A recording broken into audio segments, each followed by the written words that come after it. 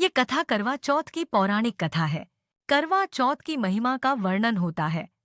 पुरानी कहानियों में यह कहा जाता है कि करवा चौथ का व्रत करने से सौभाग्यवती बिस्पा तहाया महिलाएं अपने पति की लंबी उम्र और अच्छे स्वास्थ्य की कामना करती हैं। इस व्रत से जुड़ी एक पौराणिक कथा की शुरुआत होती है। बहुत समय पहले वीरवती नाम की एक सुंदर और धार्मिक स्त्री थी, जो 7 भाइयों की इकलौती बहन थी। उसका विवाह एक राजकुमार से हुआ था।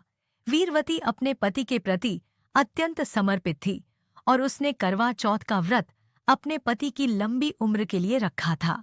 वीरवती ने करवा चौथ का कठिन व्रत रखा, लेकिन वह दिन भर बिना पानी और भोजन के कमजोर पड़ने लगी।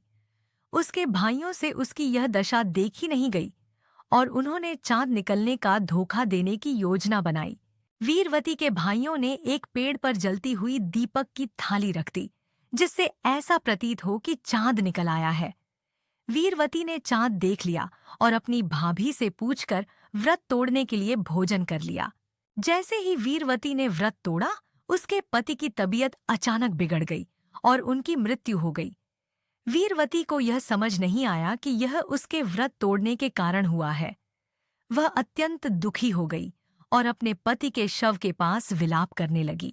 वीरवती की सच्ची भक्ति और प्यार को देखकर देवी प्रकट हुईं और वीरवती को यह बताया कि भाइयों के छल के कारण उसका व्रत अधूरा रह गया था।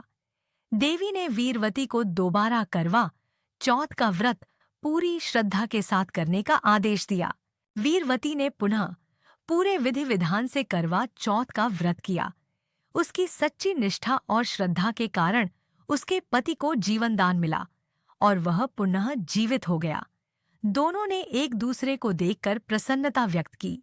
इस घटना के बाद करवा चौथ का व्रत हर सुहागिन स्त्री के लिए अत्यंत महत्वपूर्ण हो गया। माना जाता है कि इस व्रत से पति की लंबी आयु और स्वस्थ जीवन की प्राप्ति होती है। इस प्रकार यह व्रत पति पत्नी के प्यार और समर्पण का प्रतीक बन गया। यह कथा करवा चौथ के महत्व और पति पत्नी के बीच के गहरे संबंध को दर्शाती है। वीरवती की भक्ति और सच्ची श्रद्धा के कारण ही यह त्योहार आज भी भारतीय संस्कृति में विशेष स्थान रखता है। अगर मेरी यह कहानी पसंद आई है तो लाइक, सब्सक्राइब और कमेंट कीजिए। ऐसे ही दिलचस्प कहानी सुनाने के लिए मेरे चैनल पर जाइए।